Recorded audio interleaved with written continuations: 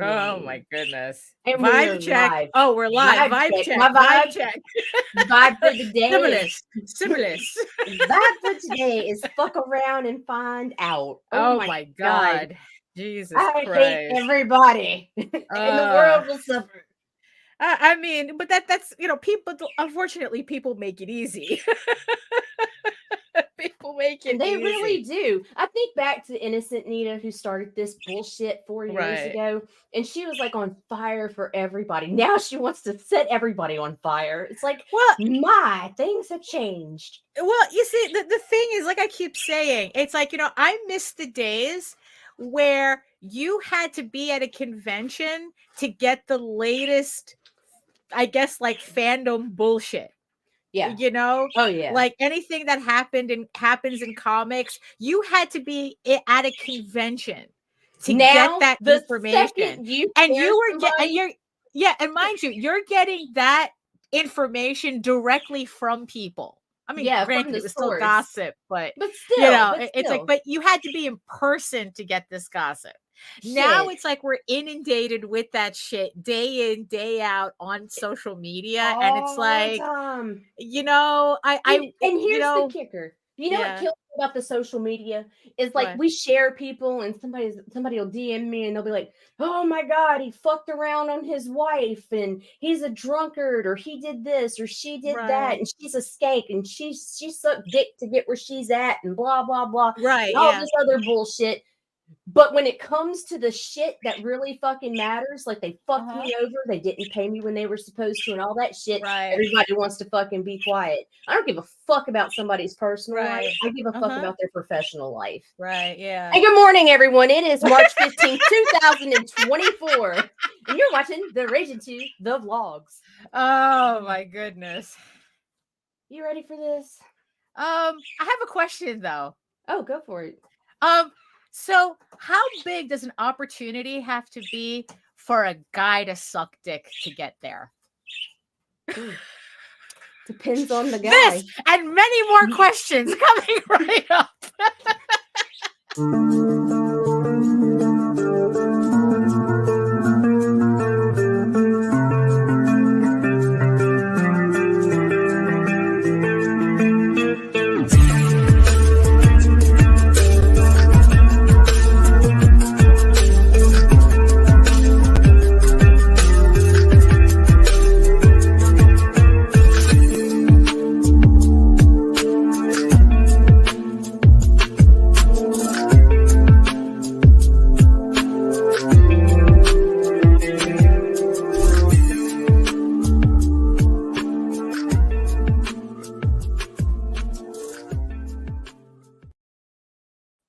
Good morning, Daphne. I'm just being an asshole. I am a complete cunt today. Good morning, Nita. Oh my goodness. Oh my goodness. If only you guys could hear the conversations we have before we go. And look, I don't think people are grateful enough. Everybody wants to talk about the shit I do say and my mouth, that little mouthy bitch. No, y'all need to be thanking me for the shit I do not say. That's true. That's true. I think that there's a lack of appreciation. There's a lack of appreciation for how much I keep my mouth shut. Oh my goodness. So good morning, everybody, to today's Friday. It is Friday, the 15th. The Ides of March, ladies and gentlemen. Beware the Ides of March and welcome. And we love everybody who's watching. Right, yeah, no, that's true. That's true. Except you, that's hate watching, and you know who you are. Yeah, that's true. We see you. We see you. Yeah, I know. Smile into our faces with the daggers in your hands. Yeah. It was, you know what's funny though is that if it's kind of like that meme that I saw, that it's like if you're watching even if you're hate watching every step that I do or whatever, that makes you a fan. Doesn't it? I don't know. It's like, do whatever stupid shit you're gonna do. That's on you.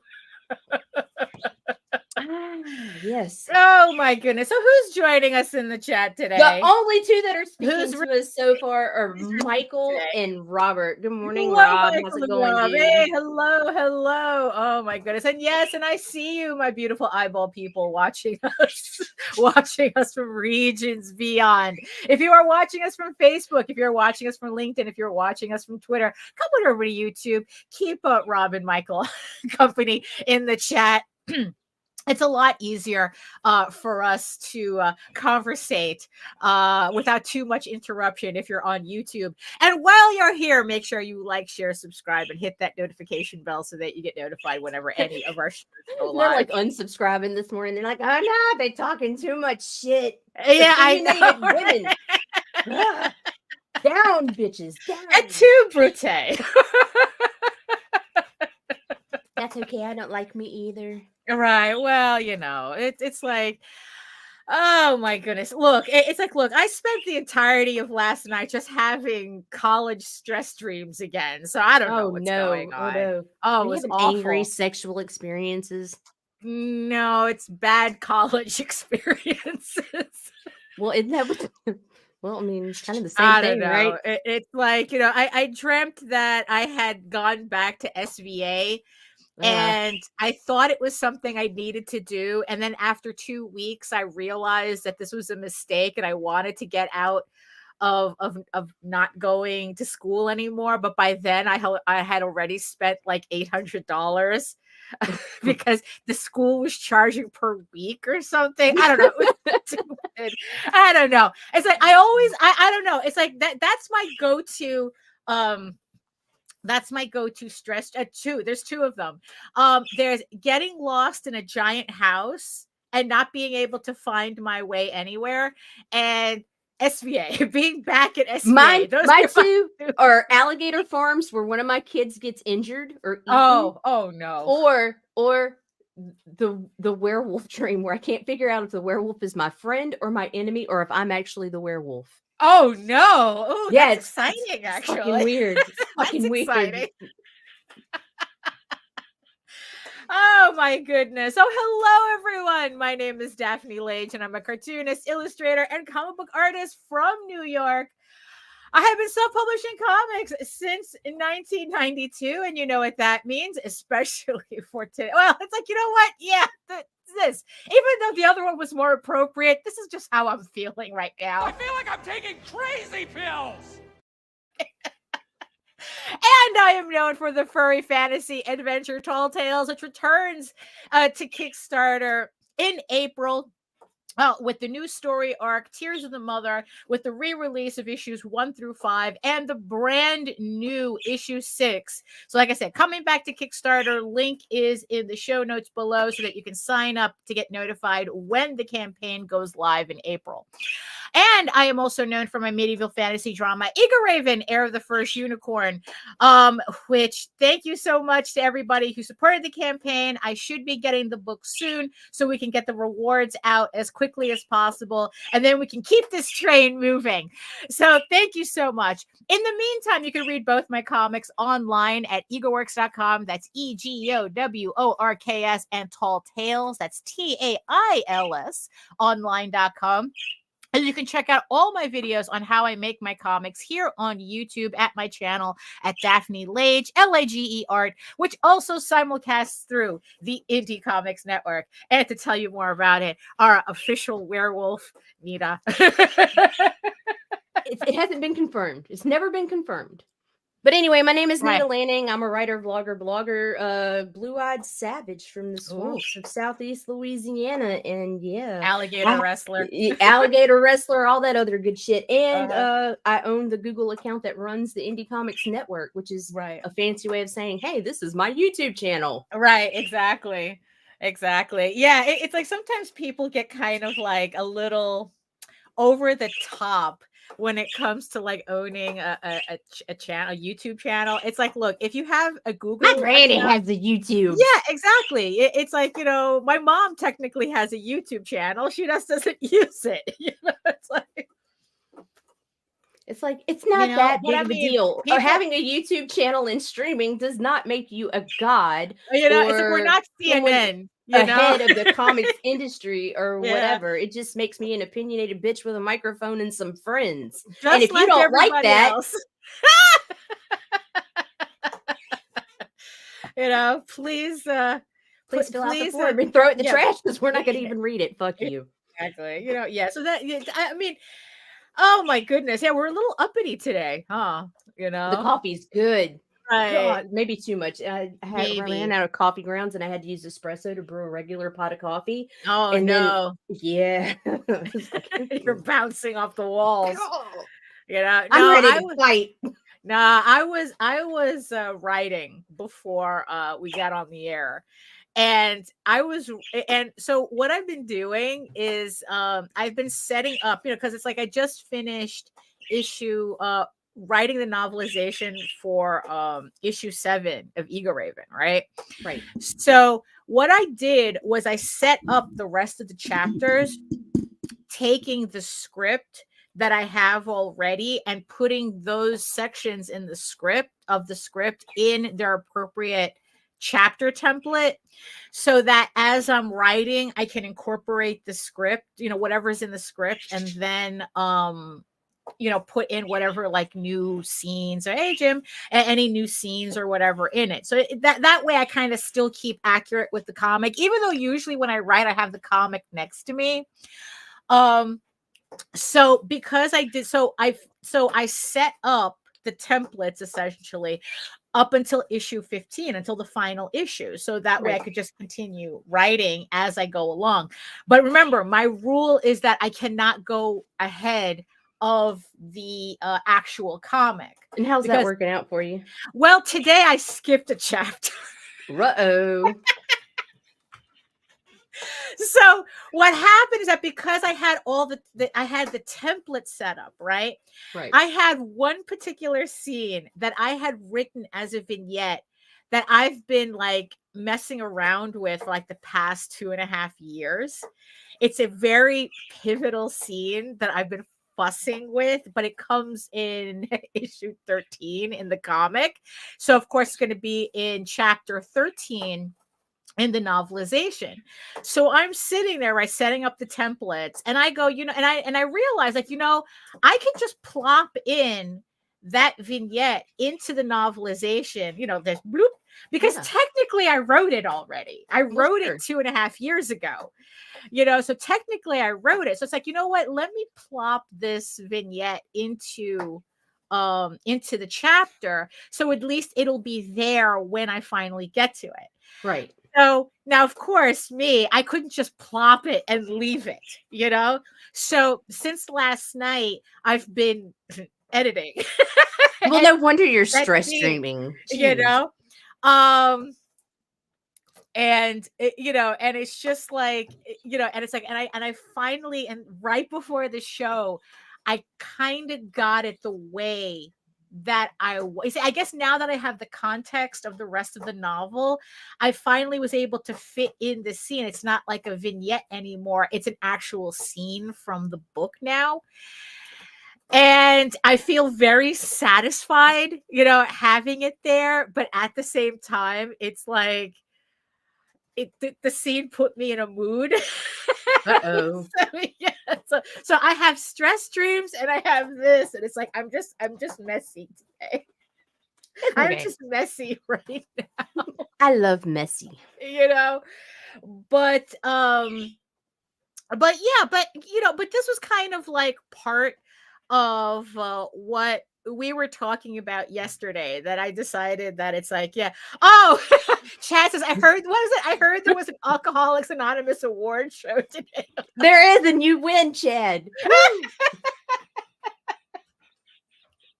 Oh wait, we weren't supposed to announce the winners. Oh no, I do want to touch on that in a bit. Award shows, but award shows. Well, why don't you do that? I mean, it's like, let's do a little housekeeping first before. Okay, so for those of you that are members of my group, I do not want to devalue or depreciate any of you guys who are asking for nominations or whatever. But I do. You've got the Ringos, you've got the Heroic Awards, and a whole bunch of that coming up. That's all great. You guys post it all over wherever you fucking want, but let's keep it out of the Indie Comics Network promotions group, because I set that group aside for marketing purposes to to sell products, not for your popularity contest, because at the end of the day, that's what most of these really end up being. Right. I understand that it looks good if you're trying to get a table at a larger convention to have these awards that you've won or have been nominated for, and that's all great, but that doesn't mean shit to me. So please respect me and leave those posts out of my group. Right. Yeah. It's just, there's plenty of other spaces that you can do that in. I mean, it's like, our group is for a very specific reason. It's for your crowdfunders, your store sites, your works in progress for upcoming comic, job opportunities, seeking artists, seeking writers, that kind of thing. I'd like to keep it business, not nominations and votes. Right. Yeah, exactly. So the title though, because it's like, because Nita's always asking me, it's like, oh, what's the title of the show? And I go, I don't know. I don't know. It's like, we literally just make this up as we go along, so we usually don't, because I see other shows where they put in all the list of topics that they're going to talk about. And I go, oh, that's cute. I just prefer to just like walk in kind of like, whatever I feel like talking about, that's what I'm going to talk about. Right. So, so of course, this all has to boil down to Daphne's having a crisis again. Oh, as a Facebook user, don't get me started on the awards. There's no limit to how many times someone can submit their votes. Yeah, I mean, I don't know how these shows, how these awards work. They don't impress me, but I understand that they do impress like kind of like an audience at large, and that's why they're important. But yeah, like I said, we just that's not it's what we just want. Bragging rights. And here's the deal, like half the time they don't even read the books that are submitted that they put up for nomination. And I know this because I've worked in the background in the past through Geek Insider, and when I was working with that devil ass Rob Anderson, whatever his name, like when those award shows, and I can promise you they were rigged. Well, that's all of them. Look, even the Grammys, even the Oscars. Maybe, but I do have a little bit more respect for someone who's won, say, a fucking Ringo or an Eisner. I said a little. But even still, like that's not what I'm here for. I'm here for the creators and their content, not their pearls and gold and sparkly bullshit. Because it's like, because the thing is, it's like, just because you didn't win an award doesn't mean your book, it's kind of like the whole thing with people conflating how much you make on Kickstarter to the quality of your book, when one really has nothing to do with the other. I mean, there are things that work and there are things that don't work, and they're good books that don't get the recognition that they deserve. And they're bad, and they're awful books that win all the awards. I mean, like, imagine that, because they suck them big fat mating dicks for Kickstarter monies. I mean, it's like, so, it's like, it doesn't, I don't know, like, look, it's like, to us, it doesn't mean anything, but if it means something to you, I know that it's because, like I said, the audience at large, and that's fine. That's cool. Right. But just like I said, I don't want it crowding my feed. Yeah, we just don't want, it's like, we're here to promote actual books. Not to like push awards, because technically the awards are not for us. That's what that is. I mean, there's this thing in writing circles that I'm seeing where like reviews are not for the writers. Reviews are for the people who are going to buy the books. So that's kind of how we feel about the awards. They're not for us. So they're not, their intention. I do understand the value to some. I do. But I just want to keep my page is clear of it. That's there's enough of it everywhere. Last year at this time, it was, you could not find somebody who had an active Kickstarter because they were so buried underneath pleas for nominations or pleas for votes. I don't want that in our group. I want people to still be able to market their product.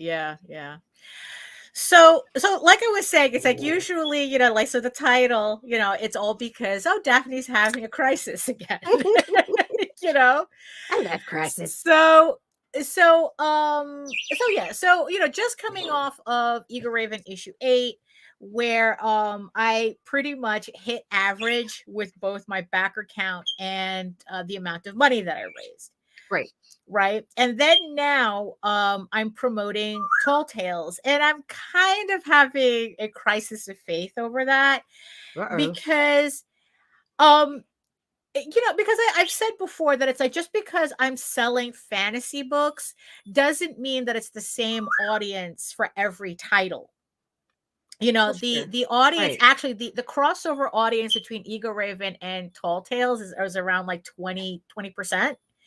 So, you know, so pretty much I have 80% of my audience is not, they're either reading one or the other. They're not reading both.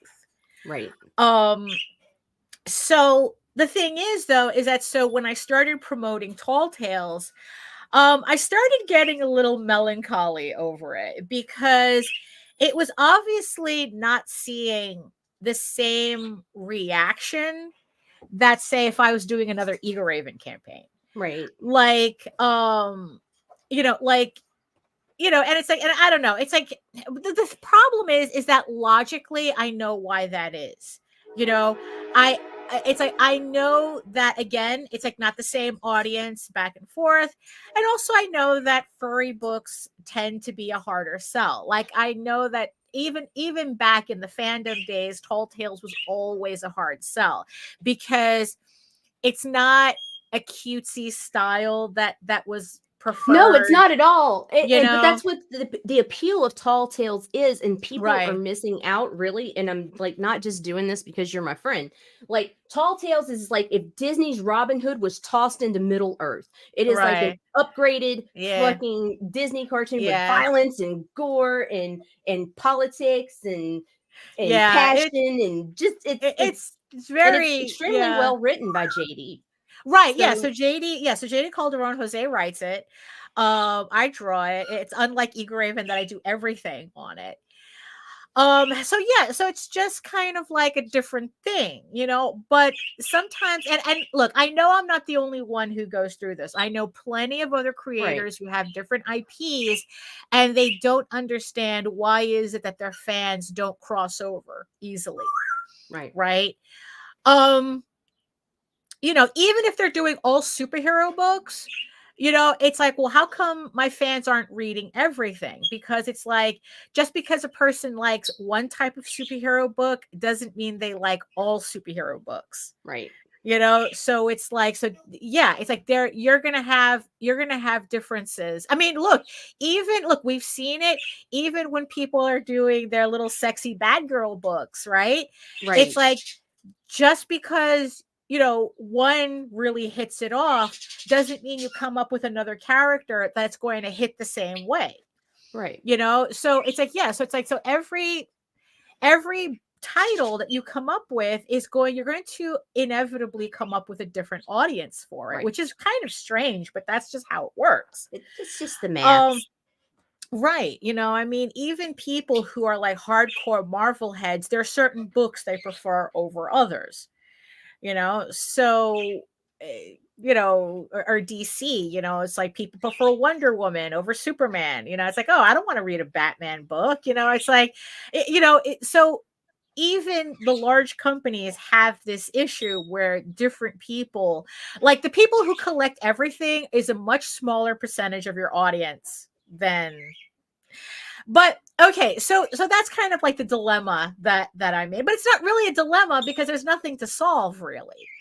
So it's like I'm just finding, I'm just being a little melancholy because Tall Tales isn't getting the same reaction than if I had done an Eagle Raven campaign.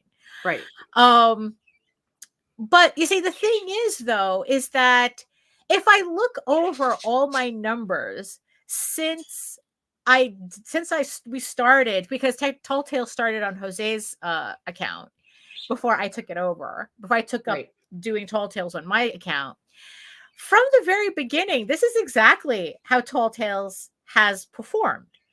So technically, Tall Tales is performing exactly on Kickstarter as it always has. Right. Right. So what am I getting uptight about? You know, it's the same thing with Ego Raven. You know, it's like my campaigns are pretty consistent. You know, I run a campaign and I can pretty much predict how the campaign is going to do. You know, the only outlier of that is Medieval Unicorn Viking Slut. But that was like just a completely Oops. Yeah, I know. That was like just a completely different, and also everything about it I did differently for that campaign. But you see, the thing is though, is that everything that I did for that campaign doesn't translate to the main series. Because it's like, you know, it's like I was selling porn. You know, so there was going to be differences in how I marketed that book as opposed to any of my other books. So that's why I call it, that's why I keep saying it's an outlier. I am not counting it in my numbers. When I talk about averages, I am not counting the numbers that I got from Medieval Unicorn Viking Slut. You know, because the 233 people who supported that campaign, I can safely say did not convert over. Right. You know, although the one thing that I did find funny was I had significantly more female names as backers. You know, as back. Oh no! All these ladies need to go to horny jail. Yes, exactly. On Medieval Unicorn Viking Slut than I do on my regular campaign. So that was interesting to see. Right. Yes. So it's like, I thought it was funny, but you know, again, it's like, you know, we have our needs. So I guess my book scratched an itch, and that's okay too. So, but the thing is, but I know why you get uptight about it. Right. I know why. Yeah. Because it's personal to you. It's kind of like going to Thanksgiving dinner and you have multiple children and one stands out to the family and another gets ignored. Right. It hurts because it's your baby. Right. Yeah. You know, you want your babies to be equals and rise together. And exactly. That's not always the case. Right. You know, so it's like, yeah, so, you know, but I guess also that's also the risk you take when you don't create books. I'm trying not to use marketing speak in this because I hate shit. Do it. I'm not product. Yeah, I know, really. Content. And it's like, no, that's not what I'm doing. Yeah, no, that's what it is. You know, so you know, but that's the risk that I take by not creating a book that's specifically created for a market. Right. You know, it's not created. My books are not created to be commercially viable. You don't create based on checklist. Right. I'm not writing. Nothing I do is based on a checklist, on a marketing checklist, on any of that. Like what the audience, what's a trend. That's not how I create. That's not how me or Jose create. Right. We just write the stories that we want to write.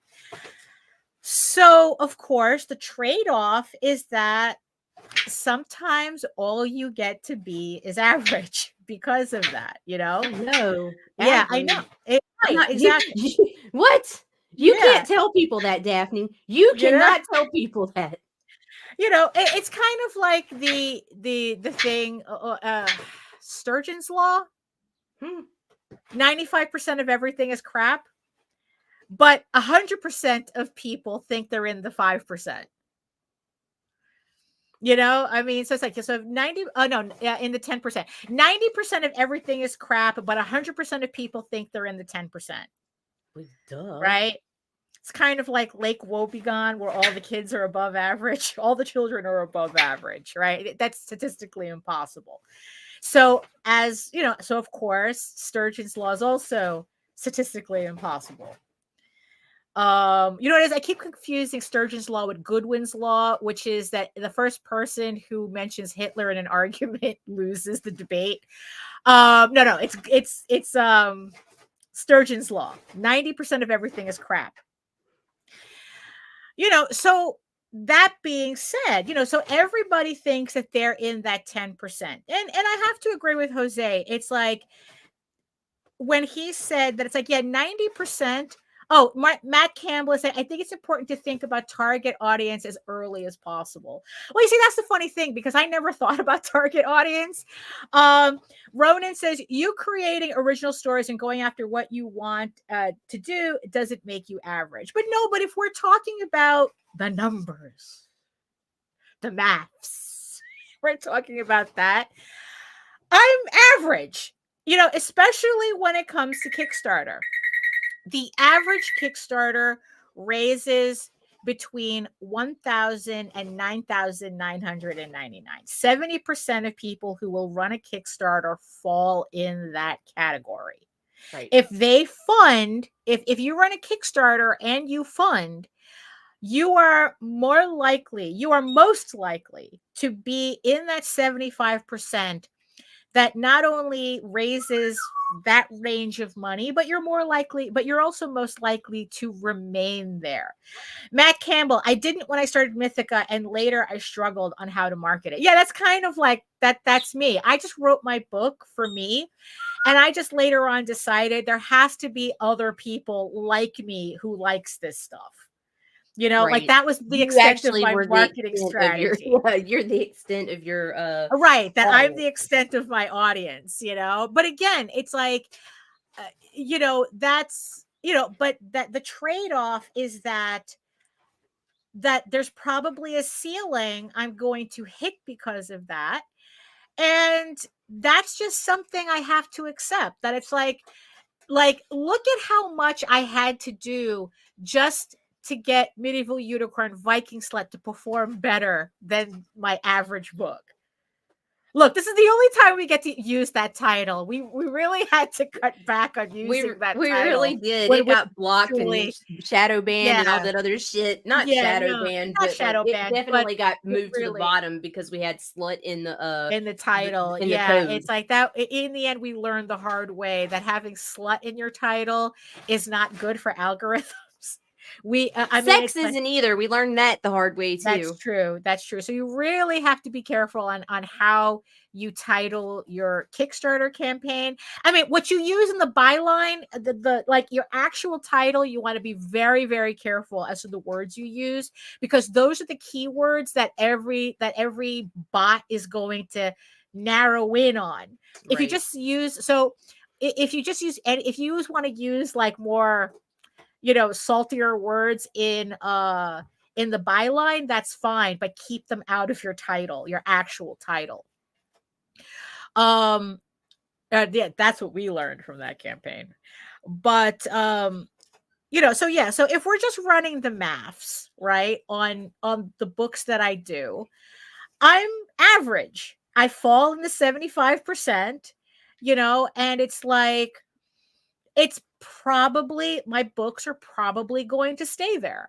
And Tall Tales is probably going to be always, is probably going to remain, not as big of a performer. I don't want to say worse performer. It's like, it's not going to be as big of a performer as Eagle Raven. But even then, Eagle Raven still, is very modest. In the average. Right. It does. It stays within average. It funds and it raises, has a following. Right. It has a following. It raises the money to publish. So at minimum, it does what it's supposed to do. It's the same thing with Eagle Raven. It's like she has a dedicated audience, that come back consistently. And it's like she raises the money that she needs to get the books produced. And it's like, look, it's like, I'm still doing the work, and that's it. And it's like, and there comes a point where all the marketing isn't going to help, because in the end, if there's something not clicking with my book, I've decided I'm not really going to put the effort to look for it. Because because it's like, look, if Tall Tales isn't clicking because there's a bias against furry, I'm not going to change anything about it. to fix that. It's like, okay, that's just something I have to deal with, If there's something about Eager Raven that's not clicking, maybe maybe people don't like the artwork. Maybe they're not crazy about the story. Maybe it doesn't cater to certain things. There has to be, Matt saying there has to be more to marketing than, hey, I made this. Oh, absolutely. Well, yeah, absolutely. That's true. Ronan says, I'm not a big performer, but I think I'm better than average. It's like, well, if you're, it's like, it does what it, and then Chad is saying, it does what it do. Okay. You can't continue pleasing the demographic. That's boring. I mean, it depends on what you're selling. Are there not furry books that break 10K? Rarely. I would have to look. I think it's rare. I mean, it's like, there's a couple, but it's rare. Would Gold Digger count as a furry book? Yeah, it has furries in it. I would have to do, like, you know what it is? It's like when Kickstarter has like 17,000 projects right listed. That's a lot of digging. So yeah, if there are furry projects that made it above 10,000, I don't know about them, but I can't say they're not there. I can't say with certainty that they're not there. I'm pretty sure if Stan Sakai or Eastman and Laird put out their books, on Kickstarter, I'm sure they could easily make above 10,000. Oh, well, shit, but yeah, I would have to look. That's a good question. I would have to look, but I mean, there are a few, but not many. Not many. Like I said, it's like I can't say for certain that it hasn't happened. Unless you count werewolves as furries. But most people don't really. I mean, there's that's monster. Yeah, that's more monster than furry, unless it's done in a very particular way. Morning, Phil. Yeah, so I would have to look. But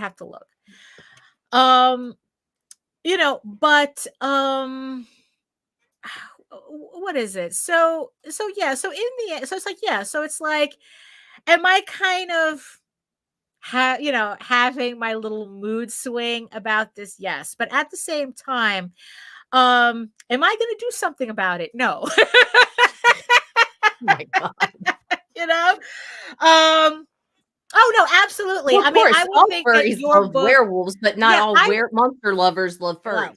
Right, exactly. And I would think that Nightwolf and Snowpaw especially leans more towards furry interest. Like it's possible for fur. I mean, that's the reason, part of the reason why I'm into it. That it's like it kind of rides that line between being a monster book and a furry book, and it's like, you know what, I'm here for it. So by the way, Rob Multari, we love blurred lines, right? By the way, Rob Multari has his book Snowpaw, which I guess would be, we can, you know what, let's put it up there. So Snowpaw is usually raises around above $10,000 for the type of book that it is. So if you want to count it as a furry book, we can count it as a furry book that makes over 10 grand. So that is on Kickstarter right now. Snowpaw issue 3. Yes, Snowpaw issue 3. At the Nita will put the link in the chat, or so you can go find that. So do it.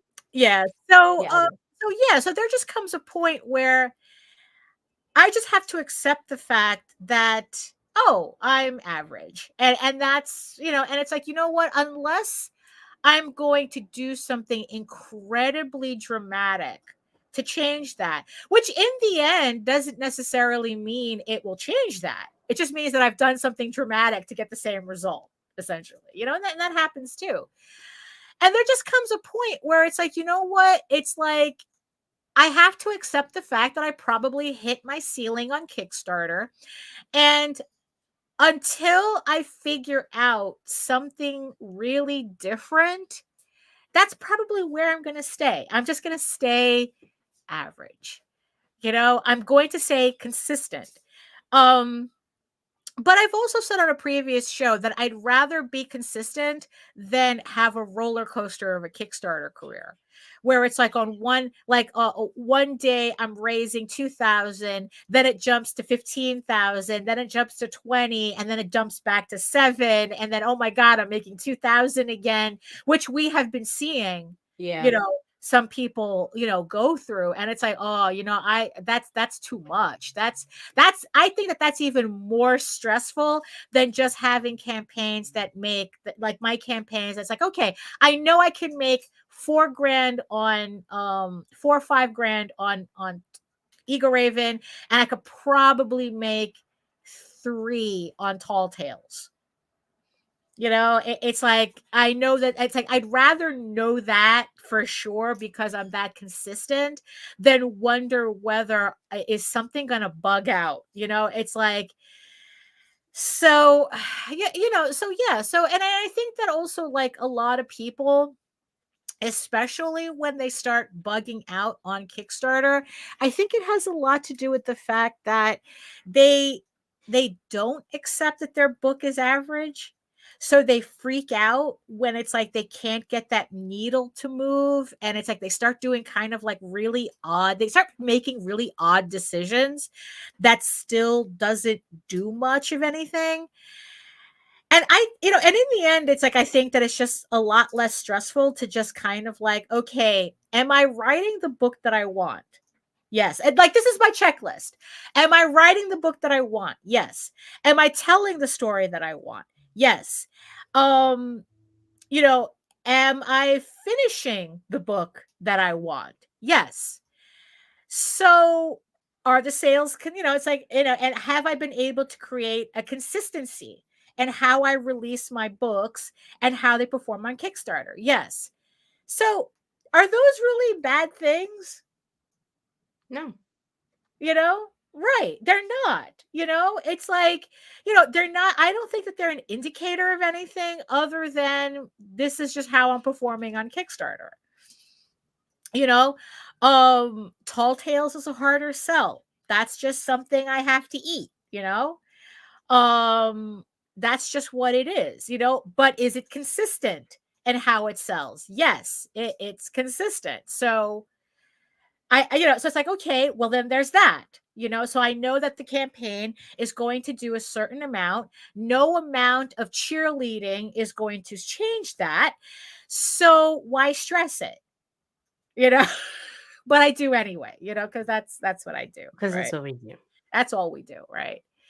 So here's also another thing that had popped up yesterday that I was talking to Nita yesterday in a back room, like we're we were in a back alley. I was waiting for my heroin dealer to show up. Yeah, exactly. And I walk in with a notepad going, Nita, this is my schedule for the next 2 years.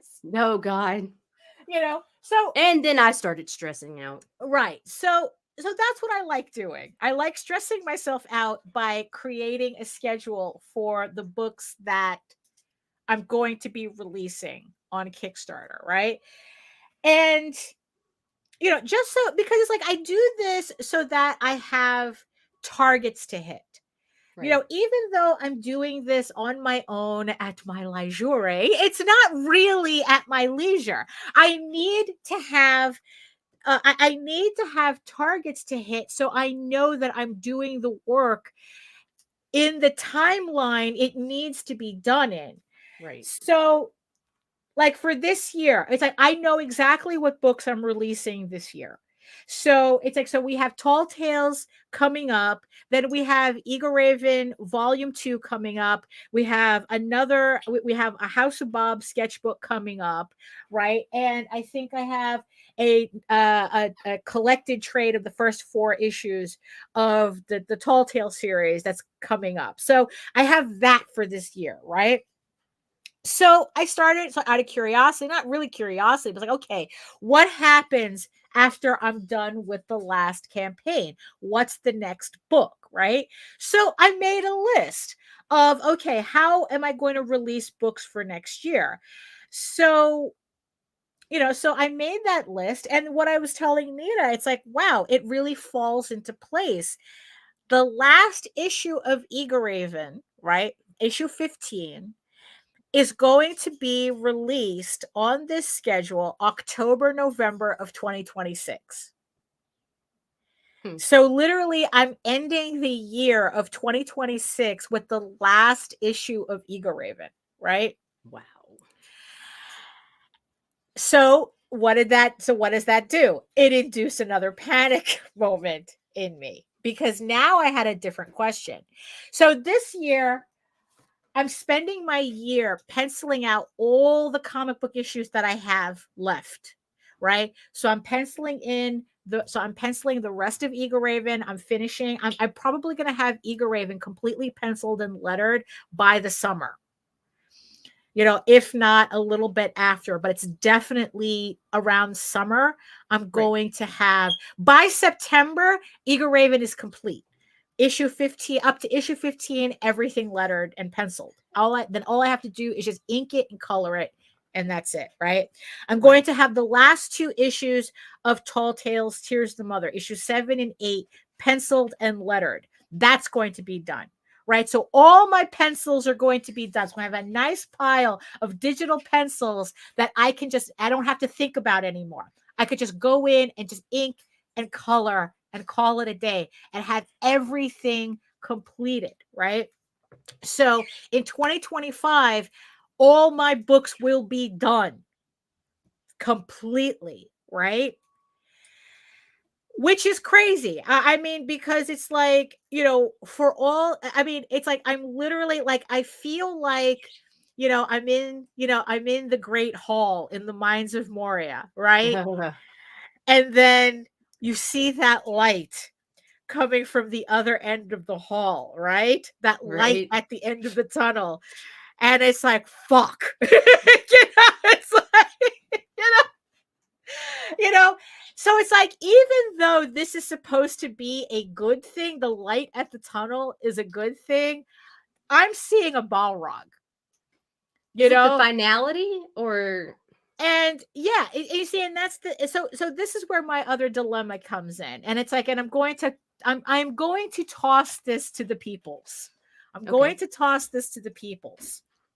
Because in the end, this is probably the one main thing that made me really think about the Kickstarter audience as a comic book audience as a whole, right? My audience, or people who collect comics. So peoples, I need you to help me here, right? So it's going to take me another 2 years to finish Eagle Raven and Tall Tales, right? Right. Now, with Tall Tales, right? The pattern that we established before, that we've always released Tall Tales, is that we release 2 issues at the same time. Right? So technically, the next Tall Tales campaign, the last Tall Tales campaign, is going to be issues 8 and 9. Oh, no, issues 7 and 8 of Tears the Mother in the same campaign. So you'll be getting 2 issues in the same campaign, which completes that story arc. Right? Now, here's the thing. I never did that with Eagle Raven, right? I always released it as individual issues. I know for a fact, I've said this from the beginning, the series is 15 issues, okay? 15 issues, no more, no less. If anyone is collecting Eagle Raven, they know we're at issue 8. We're more than halfway to the end of the series. It ends on issue 15, right? Here's my dilemma. So here's the dilemma that I posited to Nita yesterday, that I thought that, you know what, the peoples need to be asked this question. Okay. If there was a way for a series to be completed sooner on Kickstarter by offering 2 issues at a time, is that a net benefit to the consumer? If I can put out 1 issue and make $4,000, does putting out 2 issues in 1 campaign to get it out sooner mean I can raise 8?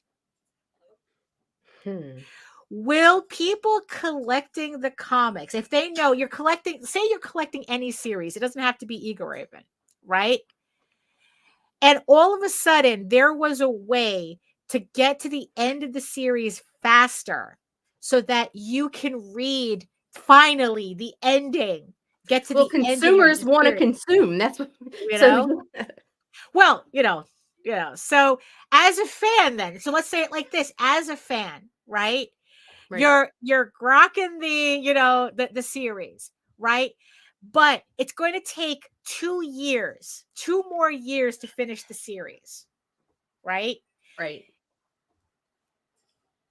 What if, like, if I started, like, so if that creator started releasing the issues faster by releasing 2 issues at a time during a campaign.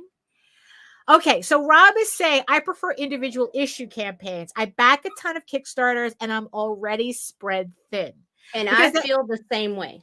Right. Except I kind of like the idea of I am impatient. That's why if I see a creator that can only put out a book every year, I don't even bother jumping in until their trade comes out. Right. Because I don't want to wait. I hate when somebody leaves me on a fucking cliffhanger and then I may or may not see issue 2. Right. But I want it now. Like if it's something I'm interested in, I want it now. Right.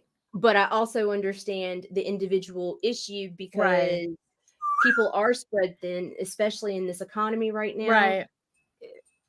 I don't know if it would necessarily mean that your campaign numbers would double. Right. Because I'm kind of, they would increase. They would increase. Yes. Right. You see, because that's kind of how, kind of reading the tea leaves on my campaigns. That's kind of how I'm feeling, right? That it's like, technically I make more money releasing individual issues at a time than if I double up. Like if I make $4,000, so which is why consistency is good, because I can kind of think this way. So if I release individual issues, I make $4,000 each issue. But if I release 2 issues at a time, I am more likely to maybe make 6 to 7 than actually make 8. Right. So now you have to decide: are you, as the creator, wanting the higher profit, or are you wanting to get to it? Are you wanting to? Are you wanting to run up to that Balrog? Right. And you see, and that's the thing. That's my question as a creator. Which is more important to me? Getting the end of the series out to the people as quickly as possible, or making that money per issue as I do consistently. Right. You see, with Tall Tales, it's not a debate because we've always released the individual the issues as a set. So I'm going to continue that. The last 2 issues are going to be released 7 and 8, and that's the end of the story arc. There's no question there.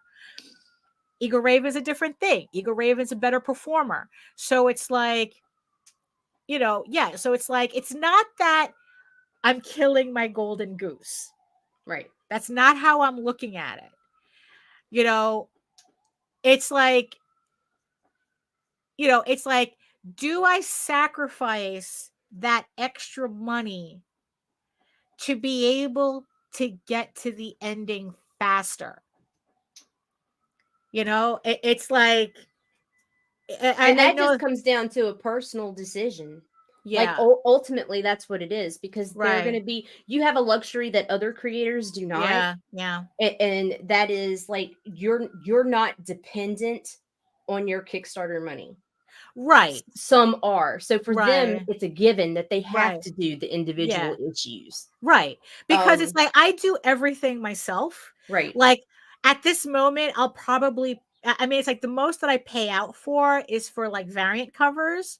And it's like, it's mostly Jaden, and, and we have a pattern there already established already with that. It's kind of like, it's like like, even if I were to buy a variant cover, it'd be very deliberate. It's not like I'm just buying artwork left and right, you know? So it's like, it's very deliberate as to who I would want to ask for, as to what I need. So, and in that case, I'm not following trends either.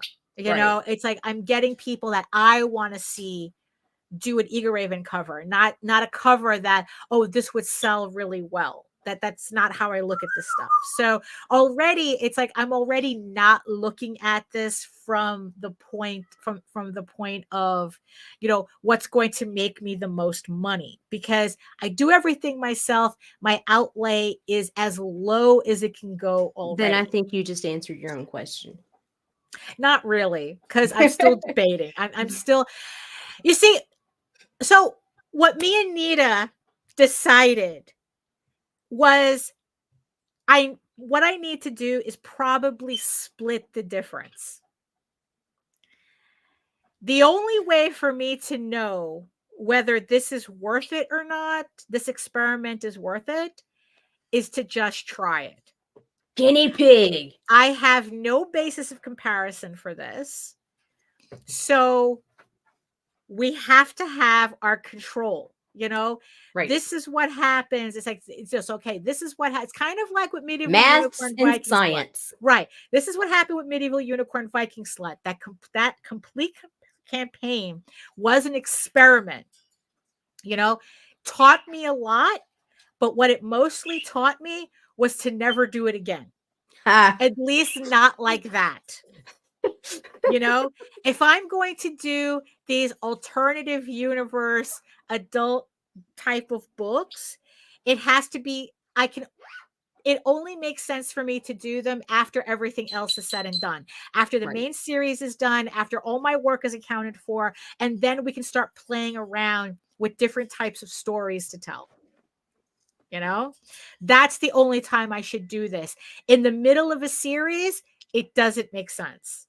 You know, it did well. Yes, it did. It did well. It didn't do what I wanted it to do. Like I said, that's what I want, you know, what I was planning, what I was trying to manufacture and what it actually did are two different things.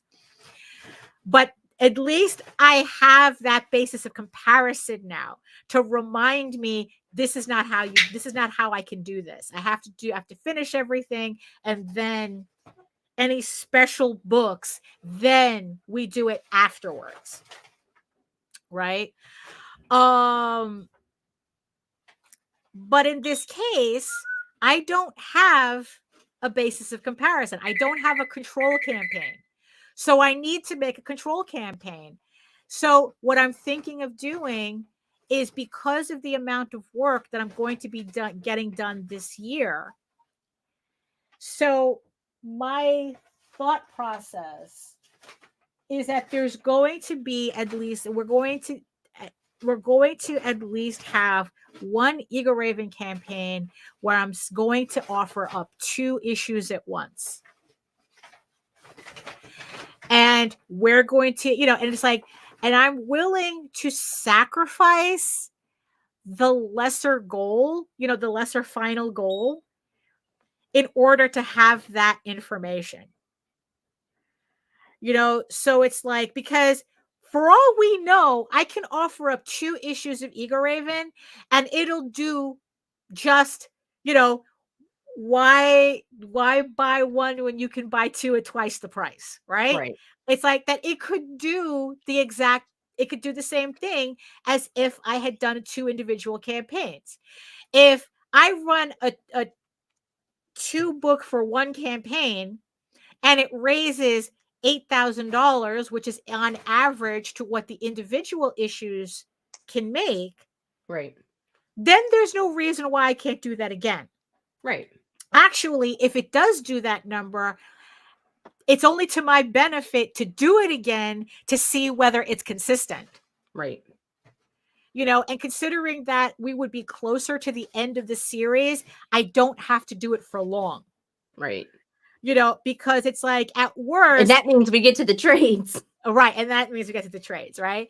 So so that, you know, so that means that it's like, at most I only have to do 2 campaigns to realize if there's a pattern or not. technically, because if I do the release 9 and 10 and I make $8,000, which is average for 2 individual issues, and then I do the next campaign 11 and 12, and then all of a sudden it goes lower, like it makes 6,000, right? Like for some reason it dips. That warns me not to do it again, because it's like, oh, if it's dipping, something's going on. It might not be good to risk the next 2 issues. But if all of a sudden I get another consistent pattern, it's like, okay, 9 and 10 makes $8,000. 9 and 10 makes $8,000. 11 and 12 makes $8,000. And then we get to a trade. That might be worth it. It might be worth it for me to complete the series faster, to do the next individual, like to do 13 and 14, and then 15 would be its own campaign again. So it would just fall back to being one issue again. So it's enough campaigns for me to get that pattern, and maybe just reach the ending faster.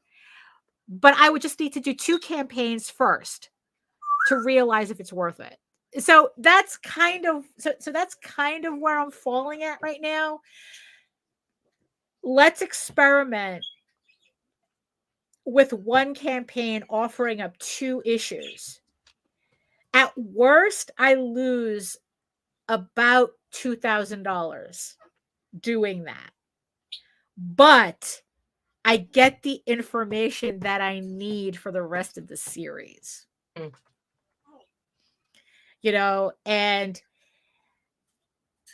I don't know. I mean, it's like, that's, I don't know. Are we having any opinions? Any thoughts? Any thoughts? But like from the peoples, anybody, is anybody in the chat having an opinion on this? I know Rob said that said he'll be there either way. And, that's where I'm at. Like, right. I'm gonna be there either way. Right. I would like to get to the end sooner, just because I need that gratification. Right. Yeah. And you know what? And I really want that too. Like, because after the series is finished, there is so much experimenting I want to do afterwards, that it's like, I want the series done so that we can really play around with, with things, with different stories, with different formats, then it's like we can play. What's funny is that now we're working. This is work, it's like, this is the main series. And because this is the series, this is the story arc that establishes everything. I mean, so everything that comes after this will make sense because now you have the main series as a foundation, as both, and mind you, it'll be both as a comic book and as prose and as a novel. Hey, HR. So yeah, that's kind of, so that's kind of like, so what's funny is that because I'm average, because my numbers are average, they're not spectacular, but they're average. Right. Because of that, I'm able to think a lot more clearly as to what my path should be than if I had wildly different campaigns. I mean, it's like, you take comfort in stability. Yes, I really do. I really do take comfort in stability. I mean, because honestly, it's like to have a campaign that almost terrible. Hits. Because it's like to have a campaign that make $30,000 and then drop down to 20 and then drop down to 10 and then that would, no wonder people are bugging out. Yeah. Because it's like, holy shit, like, how do you account? I mean, we've seen creators where they've lost like 80% of their audience. Like, holy shit, how do you not end up with a complex after that,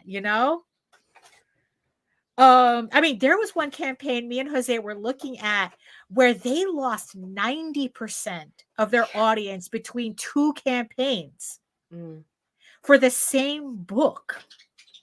And everybody across the board pretty much is seeing a 20%, like, right. I mean, it's like, dude. Yeah, I mean, that's a kick in the dick. I mean, yeah. So it's like, I go, no, you know what? I like my consistency. I like being average. I mean, it's like, look, I never got into this to be a top dog, to be a boss, it's like, no, I came into this to tell a story. Right. Like I said, if I really needed the money, I'd get a job. It's a lot easier and a lot less stressful. I'd go back to fucking FedEx. I'm a sling dope.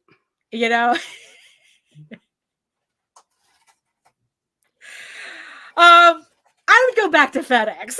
I would go back to FedEx. Only friends.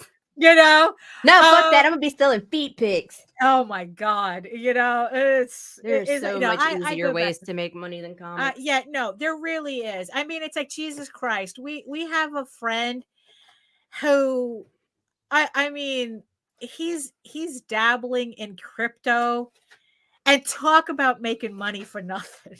Oh my god, I mean, it's like, yeah, there are so much, there are easier ways. I mean, honestly though, I mean, it's like, look, I mean, considering, I mean, it's like, look, there's some campaigns that it'd be easier for you to work at Chipotle and make more money working at Chipotle, right, than doing a Kickstarter. Yeah. So it's like, so for me, it's like, yeah, it's like, you know what? I'm okay being average. I'm okay just being me and telling the story that I want and putting my priorities in different places. Because yeah, it's like, if shit came to Shinola, it's like, Ronan goes, the average OnlyFans worker makes as much as McDonald's worker. Don't believe the hype. Don't crush my dreams. Funny, that's my backup plan. Funny you should mention that, because there was I know we're running a little over, but you know what? Nothing's stopping me right now, so I might as well just go a little bit over. I was watching two videos. There was a lawsuit about 2 years ago, I think, with Simon and Schuster. Right. Where, get this, the entirety of publishing, traditional publishing as we know it, is on the backs of 6 authors. Yeah. You go into a bookstore, like, imagine that. You go into a bookstore, right? A Barnes and Nobles. Imagine the Barnes and Nobles that we went to. It's on Union Square. It's considered the largest Barnes and Noble in the world right now, because that's how many stores they closed. But it's considered the largest Barnes and Noble. The foundation of that bookstore is on the backs of 6 authors. The foundation of all publishing is on 6 authors. James Patterson accounts for 1 in every 4 books that sells in a bookstore. I mean, during that lawsuit, it was revealed that most authors only sell 500 copies of their books in their lifetime. Holy snaps. Right? Right. When we were talking a while ago about how this article came out saying that the average webtoon artists make 6 figures, and that's when I said that's why you can't trust averages. What it is that 4 creators make a bulk of the money. Right. The actual, it's like, if you're able to get paid from webtoons, you're most likely able to see $250 for your effort. And we're not trying to kill dreams here. Like, no, but have your fucking dreams, but don't let your dreams kill you. Right. Ronan is right, though, that it's like, it's, yeah, and you know what? And it's true. It's like the average person on OnlyFans completely believes that they would make more money working at Chipotle, working at McDonald's than running an OnlyFans. It's like with Kickstarter, out of 17 17,000 campaigns. I'm going to go get my C+ on OnlyFans right now. You know, it's like out of 17,000 campaigns, only 200 ever make it to the 100,000 to 1 million range. Right. You know, Hojo says, I broke my funding total in this issue, but less than 40 backers from issue 1s in total. I'm just going to print this Monday. The printed books fans will hop on back. Don't let that discourage you, man, because usually with issue 2, there is a drop in backers. Yes, there's always a drop in backers. And then, because that happens in traditional publishing too. Right. That happens, you know, with comics. I remember back when everybody jumps on issue 1, 2 kind of drops off, and then you see your actual fan base. Yeah, it happened when we were going through Diamond. Issue 1s always sell the most because they're people who only collect issue 1s. Issue 2s, usually you have a half drop off. You know, no, Hojo says I'm very comfortable being average. You know, I mean, yeah, it's because you can do the math easier that way. C+ passes. Right. And then once you hit issue 3, that's when you should start seeing a climb. You know, but also it depends on whether your book is worth the read. You know, you can talk about funnels. You could talk about funnels all you want. If you have a book that doesn't resonate with your audience, that, you know, that for some reason you cannot gain an audience for, you're going to have a hard, you can talk about funnels all you want.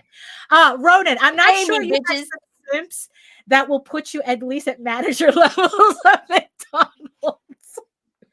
Well, look, you know, it's a goal. It's a goal. Hey, bro, over 35, and I could still touch my fucking toe to my nose. Don't discredit simps. Don't discredit. They used to be called patrons back in the day. I like simps. You know, don't discredit simps. You know, I mean, in our line of work, in our creative field, you know, those are your super fans. Your super fans. Look, if you want to, you know what? If you want to talk about funnels, those are the people you want to cultivate. Right. You know, your super fans who the will, loyal you know, ones. Remember, it's like 1,000. It's the theory of 1,000 fans. You know, if you have 1,000 fans that buy everything, that spend $100 on you in a year, you're fine. You know, it's like it's the theory of the super fan. 1,000 true fans. 1,000 true fans. So yeah, so don't discredit simps. We actually need them. We loves our simps. You know. But yeah, so it's like, yeah, so so they said that the average Paul Gomez, but my dreams, Sob, and you have to crush them as I go into meetings of my book features. Keeping it real, Paul. Look, it's like, like I said, being average allowed me to make this list. Right. And it allowed me to talk about these decisions that I'm thinking of, right? Because that consistency allows me to. There's no surprises because you can't account for surprises. Delivery. You know, oh, there we go. There we go. I wasn't jacked up enough. Right. I know, right? So yeah, so the average author. So is it the average? I don't know, but they just said that most authors only sell 500 copies of their books in a lifetime. In their lifetime. I mean, how crazy is that? I was watching 2 videos from 2 authors. One of them said that they actually, I only knew this guy as a vlogger. And he, well, me too, Chad, me too. Well, maybe not, you know, I don't know. It's like, I wouldn't work in a Chipotle. FedEx, yeah, I would have to rub lotion on my feet anyway, just because you're standing on your feet all day. So either way, we're doing the same thing. Where I only knew him as a vlogger, but he says that before he found success as a vlogger, he wrote 11 novels. He published 11 novels. And he doesn't talk about them because they didn't go anywhere. It's like, you know what? He wrote the 11 novels. He got them out of his system. They went nowhere. And because of, and I only remember one Kickstarter, 500 copies. Yeah, well, that's right. but that's how crazy the numbers were that were coming out of this. It's true. It's true. Yeah, it's like, look up that lawsuit. The statistics that came, it's the Simon and Schuster lawsuit. Look it up. The statistics that came out of it are insane. Like, it was the first time that they had to lay bare what traditional publishing actually looked like. And it's a shaky ass foundation. Like, if Stephen King decided he wanted to run Kickstarters instead of selling through his publisher, that's one leg off the table. You know, I mean, really, it's like what Brandon Sanderson did terrifies publishers. Yeah, it does. You know, so it's like, dude lost, like, at the end of the day with the failed pledges and stuff, like, what, 3 million? Something like that. Yeah. And but he made even 40. bat an eye. Yeah, he made 40. Bat an eye. And he's going to do it again. Yes. I'm seeing that he's ready. He's getting ready to do another Kickstarter. You know, so what was my point? Oh, independent. Ronan says independent publishing and selling is a grind. You need to put yourself out there and basically shake your ass for $1. Remember, don't half-ass when you can whole ass it. But like I said, there comes a point where you have to realize that all the ass shaking that you do is not going to get more dollars on the stage. You know, there comes a point when you have to realize that. You know, it's like what Ronan said. The average OnlyFans makes as much as a McDonald's worker. You know, now, mind you, there are people who prefer to do OnlyFans than ever step foot in a McDonald's, and that more power to you. But be realistic. I mean, it's like most people on Kickstarter are never going to see a $10,000 campaign. I'm probably never going to see a $10,000 campaign. You know, I mean, if I do, great, but I can't count on it. Right. But yeah, it's, you know, but honestly, though, I think that collectively as a whole, though, but I repeat myself, that collectively we're certainly doing better than traditional publishing. That's for sure. I know I've definitely sold more than 500 copies of my title. And it's like, look, back in the heyday, and this is the thing that's killer. Back in the heyday, I mean, we have people crowing about selling 200 books, 200 copies of their book on Kickstarter. Look, back when I started, Tall Tales was selling in the thousands. You know, we were selling in the thousands up until issue 3, you know? And then, you know, because it's like, then that's when we started seeing the collapse of the distribution market. Right. You know, and for each distributor that got removed from the market, we saw less and less sales, you know. Right. But at the height of, there are thousands of copies of Tall Tales out there. Thousands, you know, because that's what we were selling back then. I mean, it's like, I don't think you can hit a shop that sells old issues and stuff where you can't find an issue of Tall Tales. Right. Yeah, exactly. I've never been to a comic book shop where I couldn't find it. We've sold so many books, people still find them in dollar bins. I mean, what's funny is that, you know, people might think that, they're dollar bins. That means that people don't want it. It's like, no, people want it because they're buying them for $1. Remember, we sold, our cover price for Tall Tales was $1.50 back in the day. You know? So, you know, so technically our books are still selling for near cover price, even to this day. You know, but that's the funny thing. So we had people go, I sold 200 books on Kickstarter. Oh, that's cute. My first issue sold 3,000. But again, that's how different the times were. Did you just slap your dick on the table? That was hot. Yes, maybe. You did. Damn, Daphne. You know, but I mean, but it's true though. I mean, that's how different the market was. Sure. Then. You know, that I can say that truthfully. It's like, it comes off as a humble brag now, but it's like, no, my first issue sold 3,000 copies. Like I said, the only reason I saw a dip in sales at the very end, to the point that Tall Tales also has the distinction of being banned from the Diamond catalog, is the fact that we lost all our distributors. Right. I forgot my point. I know that there was a point I was making with this, but I forgot. Average is good. Average is good. I think that's the moral of the story, right? That it's like, if you're on Kickstarter and you're tearing your hair out, as I am wont to do around like 2-3 times a year. And I'm not saying don't try to be better than average. No, that's true. Not it at all. But don't beat yourself up. Don't beat yourself up if you're falling into the majority.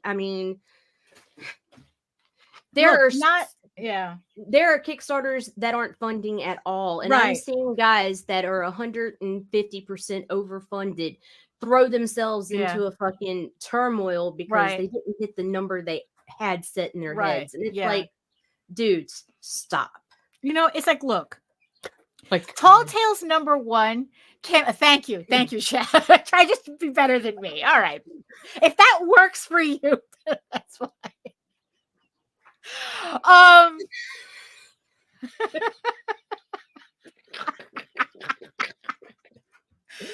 I'm glad that everybody appreciates what I'm saying, though. Like, you guys understand what I'm talking about, right? Yeah, we get you. It's like, look, Tall Tales issue 1 came out at the same time as Teenage Mutant Ninja Turtles #1 and Usagi Yojimbo #1. The odds were not in our favor. The odds were not in our favor. Maybe Tall Tales came out a little bit after, but really the odds were not in our favor. And there just comes a point where I just have to accept that. It's like, I don't know. It's like, it's like, I don't know. Maybe my glory days are still ahead of me. I'm not, Well, they are now that you've shown us all how big your dick is. Well, maybe my glory days is still ahead. Maybe I do have something to I have, maybe, because here's the thing. It's like, because the one thing that the one guy said who did the 11 novels, right? What if it took you to do, maybe it was the 12th novel that he would have been successful at, but he would never know. Right. You don't know. This other author, right? The thing that really got me about this, I know I'm going way over. I'll try to cut this really soon. She did 40 novels in 4 years. And she said that no matter what she did, and mind you, she said that a lot of those novels, she did romance fantasy, and a lot of those novels, she purposefully tried to cater to a commercial audience. Right. Like, she was writing all the tropes, she was literally writing to a checklist. Okay, this is what the audience wants to see in these books. I'm going to write to that, whatever, right? 40 books, right? Within 4 years. She says no matter what she did, she can't get above like her Goodreads score, which is reviews, which is the compiled reviews. She can't get any of her books to go above like a 3-star rating.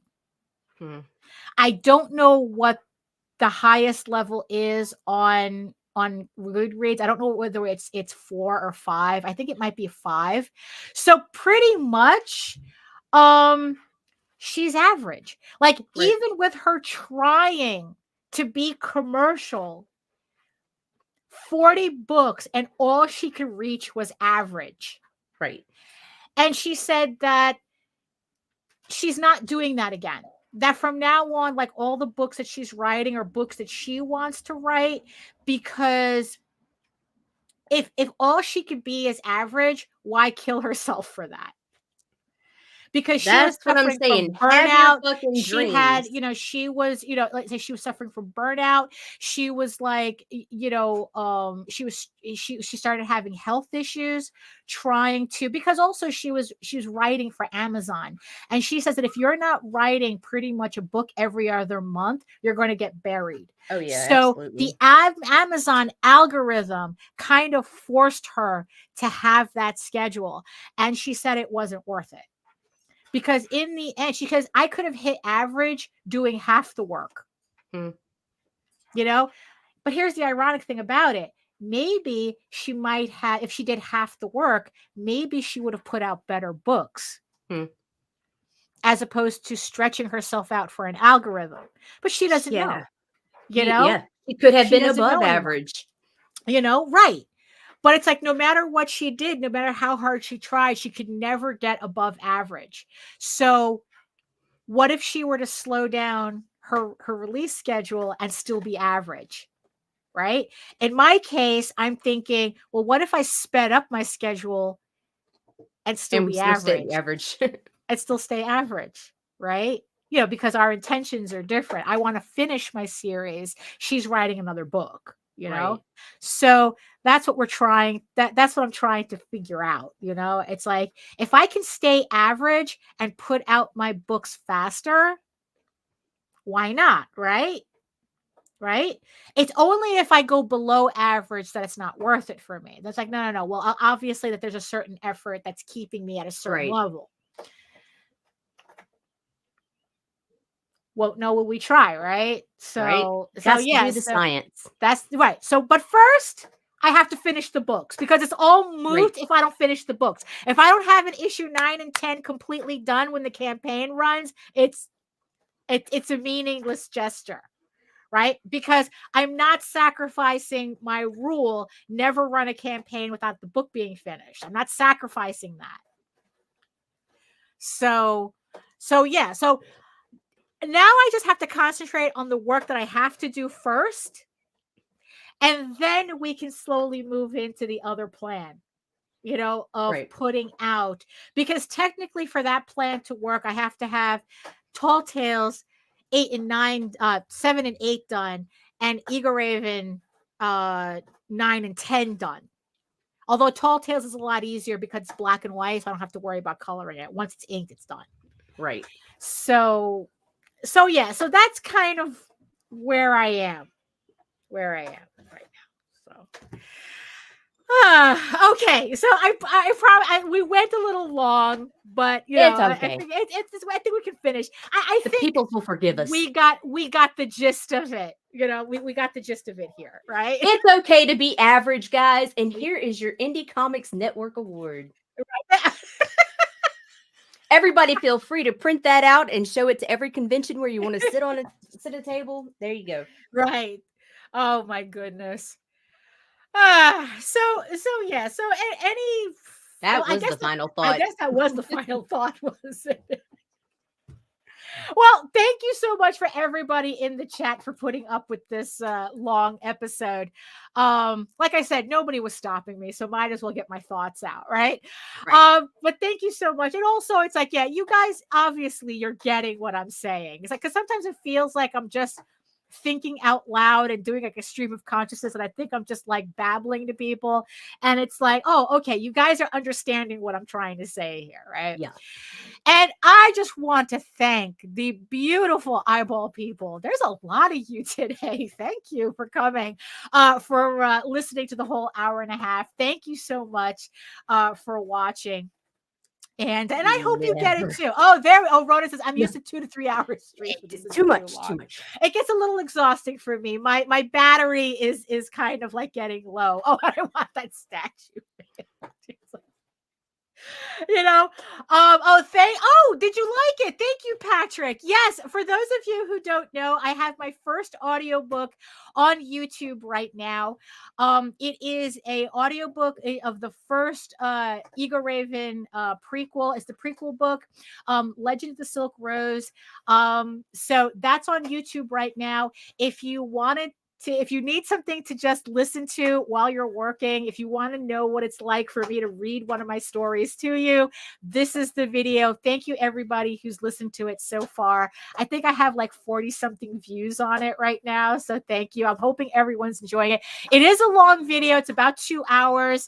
I know that not everyone's going to probably listen to it in one setting, but I appreciate everyone who's been enjoying it so far.